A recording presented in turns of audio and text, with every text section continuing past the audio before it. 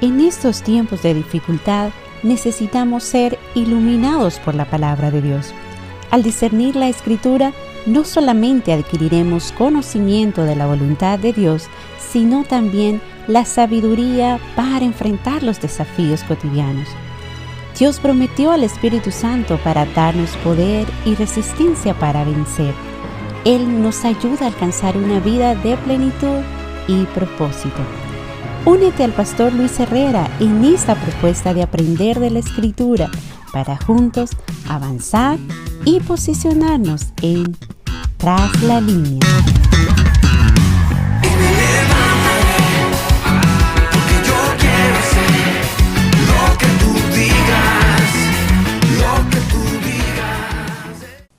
Bienvenidos una vez más a este subprograma de Tras la Línea. Estamos emocionados, contentos de poder darle continuidad a este proyecto que tiene la intención de que podamos avanzar en el conocimiento de la palabra de Dios para que de esa manera nosotros podamos nutrirnos de ella y podamos caminar en la dirección de posicionarnos en la voluntad de Dios y poder ir madurando en ese conocimiento que nos va a traer a nosotros una vida plena en nuestro caminar en esta tierra. Hemos leído algunos versículos de la primera carta de Pedro. Hoy corresponde el versículo número 3, que dice de la siguiente manera: Bendito el Dios y Padre de nuestro Señor Jesucristo, que según su grande misericordia nos hizo renacer para una esperanza viva por la resurrección de Jesucristo de los muertos, para una herencia incorruptible, incontaminada e inmarcesible, reservada en los cielos para vosotros, que sois guardados por el poder de Dios mediante la fe, para alcanzar la salvación que está preparada para ser manifestada en el tiempo postrero. En la última oportunidad estuvimos hablando acerca de cómo el apóstol en su saludo a la congregación le dice: gracia y paz os sean multiplicadas. Cuando hablamos acá y no solamente Pedro lo hace de esa manera, sino que también Pablo lo hace en sus cartas, esto tiene una trascendencia muy importante, porque ellos tuvieron el cuidado y no solamente se salieron del patrón que manejaba la cultura en aquel entonces, porque los saludos en las cartas, en las epístolas, en la vida cotidiana, en la vida secular, no era ese el formato que se utilizaba. Pero los apóstoles tuvieron el cuidado de incluir en sus saludos la gracia y la paz. ¿Por qué lo hacían? Precisamente porque la gracia y la paz que le sucede es ese favor divino que Dios ha establecido por amor para la vida de las personas. Es decir, es un favor que no mereciéndolo, lo recibimos única y exclusivamente porque esa es la voluntad de Dios. Cuando estamos hablando de gracia, estamos hablando de ese trabajo que Dios en su aparato celestial, que la divinidad en sí misma, el Padre, el Hijo, el Espíritu Santo, los mismos ángeles, todo ese gobierno de Dios trabajando en favor y en gracia para que el creyente pueda recibir las bendiciones de Dios. Si nosotros somos observadores en la manera como el apóstol Pedro está iniciando esta carta, nosotros podemos ver que es Dios seleccionando al creyente. Podemos ver que es Dios enviando al Hijo para que a través de su sangre podamos tener el perdón de los pecados. Podemos ver que es Dios enviando al Espíritu Santo para que Él pueda preservarnos, apartarnos, santificarnos. En otras palabras, es una obra de gracia porque todos los méritos y todo el trabajo es obra de Dios. Qué difícil sería de que algún aspecto de nuestra vida cristiana dependiera de nuestras actitudes, de nuestra voluntad o de nuestro carácter. Porque eso significaría de que cuando nosotros fallemos, entonces nosotros estaríamos echando a perderlo todo. Pero en realidad lo que estamos viendo acá es que la Escritura es enfática en mostrarnos a nosotros que quien tiene el plan, quien tiene la ejecución, quien tiene el control de todo ese proceso al cual nosotros le llamamos el amor de Dios, la gracia de Dios, el favor de Dios, es precisamente un acto de amor de nuestro amado Señor. Dice acá el apóstol que por tanto nosotros hemos recibido tanto de Dios. Dice, bendito el Dios y Padre de nuestro Señor Jesucristo. En otras palabras, es al estar conscientes de su amor, de su misericordia y de su gracia, entonces no nos queda a nosotros otra forma más sino que devolvernos a Dios en gratitud, en adoración, en rendir tributo, porque lo que Dios ha hecho es darnos todo para que podamos tener no solo la salvación, sino una vida plena en Dios. Cuando en la vida práctica tú te das cuenta de cómo Dios va desengranando esos líos, esos problemas, esas situaciones engorrosas en las cuales nosotros nos envolvemos en la vida. Y la manera como Dios de una manera milagrosa nos saca. En ese momento nuestro corazón rebosa de alegría, rebosa de gratitud, porque nos percatamos y nos damos cuenta que solo el amor de Dios pudo liberarnos de esa situación en la cual nos encontrábamos. El apóstol Pedro dice, bendito el Dios y Padre de nuestro Señor Jesucristo.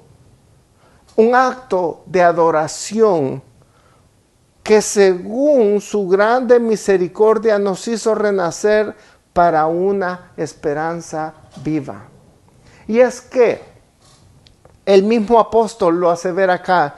Dice que esa esperanza proviene por la resurrección de Jesucristo de los muertos. Si Jesucristo hubiera ido a la cruz, hubiera muerto por una causa, pero hasta allí hubiera quedado todo, nosotros viviríamos sin esperanza. Pero todo el mensaje del Evangelio, todo el mensaje de los apóstoles, todo el mensaje de la iglesia, todo el mensaje nuestro ahora, tiene sentido por un hecho que es el que hace la diferencia entre otras formas de pensamiento humano, entre otras formas de pensamiento religioso. Y ese único hecho es que Jesucristo resucitó de los muertos. La Escritura dice de que Jesucristo y el poder que lo levantó de los muertos es el mismo poder que ahora está habilitado, disponible a favor del creyente. Porque al Jesucristo ser levantado de entre los muertos, al Jesucristo levantarse, de esa tumba, eso hizo que todo lo que él dijera, todo lo que él enseñara, tuviera sentido. De tal manera de que si él ofrecía una remisión de pecados, pero si él no resucitaba, entonces todo lo que él hubiese dicho quedaba en descrédito. Pero por el hecho de que Jesucristo resucitó, por ese hecho es que todas las palabras de Jesucristo, todas las promesas de Jesucristo cobraron sentido para nuestra vida. Por eso los apóstoles decían que no cesaban de decir lo que habían visto y lo que habían oído. Y ellos se referían precisamente al hecho de que estaban predicando a un Jesucristo vivo y resucitado. Por eso, ahora como creyentes, nosotros tenemos una esperanza viva, porque Él ha resucitado. Pero ¿a qué se refiere con esa esperanza viva? Dice aquí de que nos hizo renacer para una esperanza viva.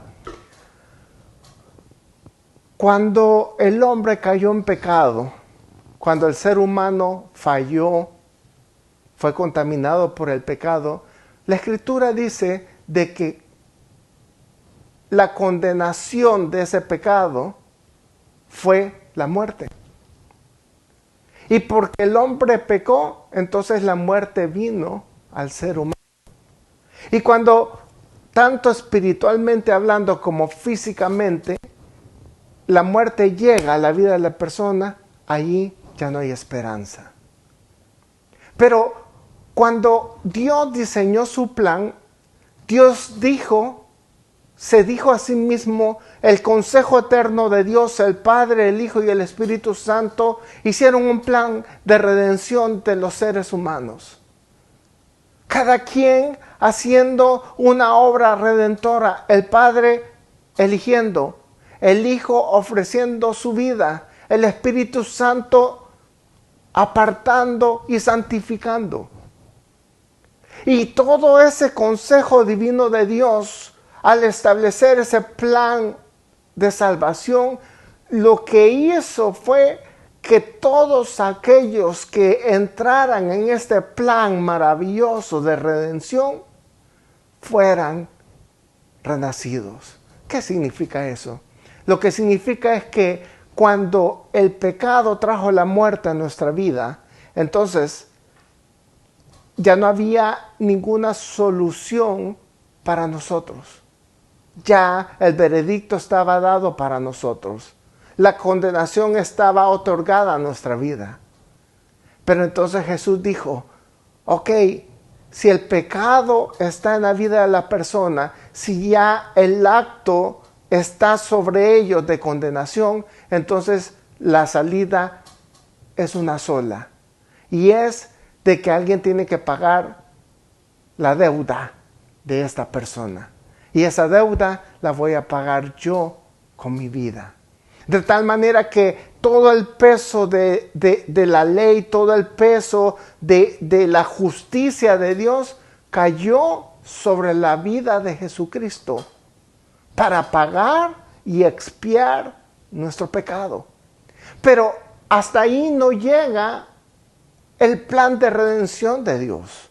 No termina ahí, sino que lo que esto trae como significado para nuestra vida es que Él nos hizo renacer o nacer de nuevo. Eso significa de que una vez siendo perdonados, entonces viene Dios y nos hace nacer de nuevo a una nueva vida, a una nueva esperanza, a una nueva naturaleza. De tal manera que las cosas viejas pasaron y aquí todas, dice la Escritura, son hechas nuevas.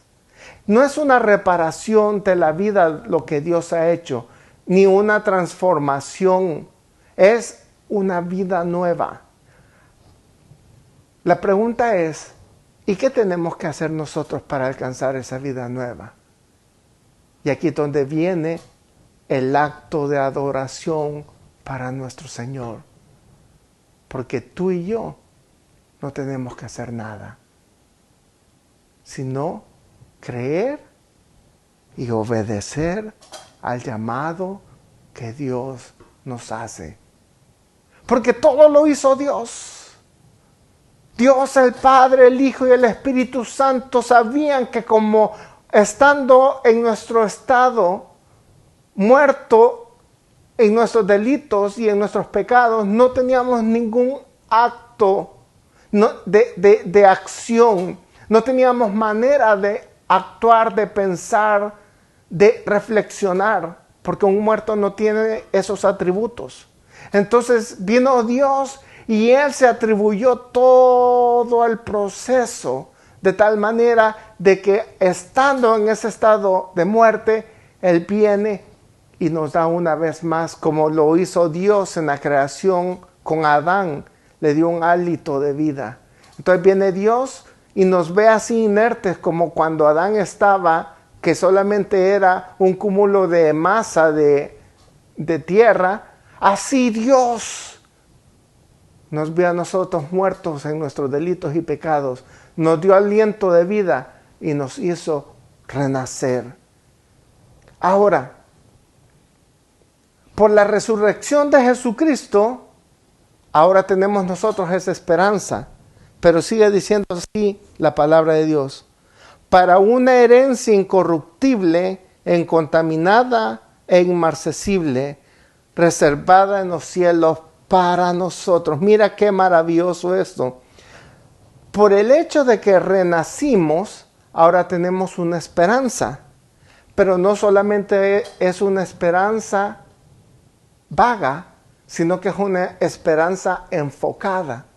Y esa esperanza enfocada tiene un punto focal, una dirección hacia algo que la Escritura le llama nuestra herencia.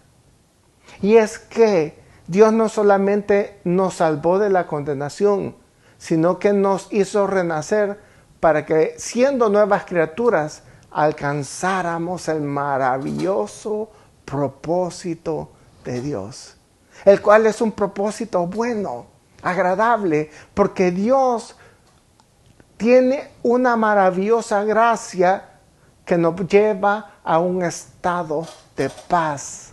No solamente paz con Dios, sino que paz interno, al estar posicionados tras la línea de ese lugar maravilloso y bendito que Dios quiere que nosotros estemos posicionados, que es su voluntad. Esta esperanza de una herencia garantizada es algo que no podemos perder, es algo que no está en juego, no es algo que se compra, que se vende, no es algo que está en peligro, porque la Biblia dice que en primer lugar es una esperanza que no se destruye. Es decir, los golpes no pueden destruirla. En la vida hay golpes que marcan un antes y un después. Hay capítulos en tu vida, capítulos en mi vida, que marcan un antes y un después porque el golpe es fuerte. Algunos golpes son en el ámbito de la salud, otros son en el ámbito de la economía, otros son en el ámbito del hogar, la relación con el cónyuge, la relación con los hijos. Pero lo cierto es de que aun cuando los golpes sean bajos y fuertes y te derriben, quizás tu carácter no te permite ser fuerte como para levantarte. Quizás tus emociones están destruidas porque hay una herida muy fuerte y profunda. Pero a pesar de eso, si continuar estuviera y dependiera de tus capacidades, entonces estarías en peligro. Pero por eso a esto se le llama gracia, porque no depende de ti. Dice la Escritura de que esta esperanza que nosotros tenemos, esta fe que nosotros tenemos, no se destruye por los golpes. ¿Sabes por qué? Porque Dios es el que está preservándola. La misma Escritura dice que es Él y su poder el que tiene cuidado para que tu fe no fracase. Me recuerdo yo en los años 80, 90, cuando yo iniciaba mi vida cristiana, aquellos líderes que eran nuestros referentes, grandes evangelistas, grandes cantantes, que eran las personas que estaban de influencia en esos momentos, cada 2 años empezaron a caer. Primero cayó uno, luego cayó otro, luego cayó otro, y seguía la lista larga. Tú sabrás de lo que estoy hablando. Y muchos creyentes de aquel entonces, que eran líderes, que eran predicadores, que eran gente muy activa en la iglesia, por esos ejemplos que vieron, ya no han caminado en el cristianismo. Y se culpan. Y dicen, no, yo ya no puedo volver al cristianismo porque no fui lo suficiente fuerte o maduro para seguir adelante. Pero ese es un engaño del enemigo. Porque la gracia de Jesucristo no te va a culpar. La gracia de Jesucristo no te acusa. Lo que la gracia de Jesucristo te dice en esta oportunidad que tú estás viendo este video es que te levantes, porque la resurrección de Jesucristo tiene sentido para tu vida. Que te levantes, porque Dios y su gracia está ahora disponible para ti. Y no es una gracia acusadora, es una gracia que trae el favor divino para tu vida y para mi vida, a pesar de nuestras imperfecciones. Pero esta fe no se contamina por las influencias. Hoy en día hay todo tipo de pensamientos, aún dentro de la misma iglesia. Hay pensamientos que, lejos de traer la verdad de Dios y de traer ese descanso, ese reposo que el Evangelio trae en la vida de la persona, trae más yugo, trae más carga, y trae una carga muy pesada. Y hacen sentir al creyente de que por mucho que se esfuerce, por mucho que quiera hacer, no lo va a lograr. Y vez tras vez se le está enseñando que tiene que resolver no solamente los aspectos de su vida, sino que resolver su ambiente mismo, bajo un proceso de humanización, en donde a través de su actuar va a hacer que las cosas sean diferentes. Pero la Escritura lo que enseña es que nosotros tenemos que reposar en la gracia de Dios. Porque, como lo decía en el versículo 1, dice que el Espíritu Santo está aquí. ¿Para qué? Para apartarnos, para santificarnos, para levantarnos, para consolarnos, para darnos poder, porque el salir avantes en la vida del cristiano es algo que no va a depender de ti ni de tu fuerza, es algo que va a depender de Él. Y lo único que tú y yo tenemos que hacer es ir a su presencia para descansar en ella y levantarnos. Mira lo que oyes, dice otra porción de la Escritura, porque dependiendo de lo que estés oyendo, así tú vas a hacer en tu vida.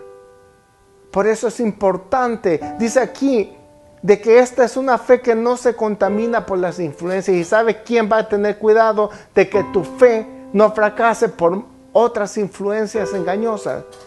Es Jesucristo y su gracia. Por eso Dios está permitiendo que veas este programa. Pero esta fe dice que no se puede marchitar.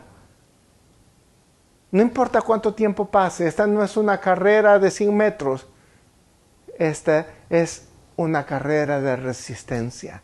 Y quien te va a dar la fuerza es el mismo Dios. Es una fe que no se marchita. El tiempo no tiene incidencia en él. Por eso es que muchos han fracasado. Porque pensaron que esta era una carrera corta. Y cuando se acabaron sus fuerzas, entonces volvieron atrás. Pero este es un proceso donde, como dice, la gracia y la paz os sean multiplicadas. ¿Sabes lo que te está diciendo ahí el apóstol? Lo que el apóstol nos está diciendo ahí es que la gracia no es un acto. Repito esto, la gracia no es un acto que se circunscribe únicamente a la cruz y al perdón. La gracia es un proceso que día a día está siendo multiplicada en tu vida. Multiplicada en tu vida en esos momentos de enfermedad. Multiplicada en tu vida en esos momentos de problemas económicos. Multiplicada en tu vida en esos momentos donde has fracasado, donde te sientes culpable, donde has sido herido. No importa qué tanto se ha destruido tu vida, ahora la gracia de Dios está disponible para ti. Esa gracia que está siendo multiplicada para que tú la recibas en esta oportunidad. Pero sigue diciendo el versículo 5. Dice, son guardados con el poder de Dios mediante la fe. ¿Quién es el que guarda la fe? El poder de Dios. Ese mismo poder que levantó a Jesucristo de la muerte es el mismo poder que está vigente y disponible para ti y para mí en esta tarde, para levantarnos. Esa generación de los 80, 90, que predicaba con ímpetu que Jesucristo venía, que predicaba con ímpetu que se arrepintieran y que recibieran el perdón de pecados, pero ahora están en un estado de pausa. La gracia de Dios está siendo multiplicada para ti. El poder de Dios está siendo removido en este momento para que te levantes, para que una vez más alces vuelo y que te des cuenta que la gracia ha sido multiplicada para ti y para mí. Porque ahora es cuando más necesitamos estar en su gracia, en esa gracia que ha sido multiplicada a nuestra vida. Dice, mediante la fe para alcanzar la salvación que está preparada para nosotros en el tiempo postrero. Mira lo que la Escritura te está diciendo. Te está diciendo, estamos aquí peregrinando. Estamos aquí en un lapso de tiempo corto. Este no es el final, solo es el camino. Vamos avanzando, vamos poco a poco. En Tras la Línea, apenas estamos iniciando primera carta de Pedro. Vamos apenas en el versículo 3, 4 y 5. Pero vamos avanzando, porque la vida cristiana se trata de eso. Que no te detengas, que no nos detengamos, que avancemos. Que vayamos poco a poco, pero vayamos en crecimiento, porque el cristiano es como la luz de la aurora que va de aumento en aumento hasta que el día es perfecto. Hemos aprendido 3 cosas. Número 1, por la resurrección de Jesucristo, ahora hemos renacido. Número 2, ese renacer nos permite tener una esperanza viva de una herencia que está garantizada. ¿Garantizada por qué? Porque el poder de Dios la preserva, y la preserva de golpes, influencias y del tiempo. Es una fe que no se destruye, que no se contamina y que no se marchita. Y número 3, es una fe protegida por el poder de Dios. Significa que tu vida tiene una garantía. Una garantía para asegurar que esa esperanza de esa salvación en aquel tiempo postrero esté asegurada. Por eso Dios es tan serio que Él dice, desde antes de la fundación del mundo, dice que Él escribió nuestros nombres en el libro de la vida. ¿Sabes para qué? No para que a Él le recordara de que tenemos esa salvación para la eternidad. Él no necesitaba recordarse. ¿Sabes por qué dijo eso? Para que tú y yo, que muchas veces somos incrédulos, nos sintamos más confiados y más seguros de que Dios no va a estar jugando con nuestro nombre.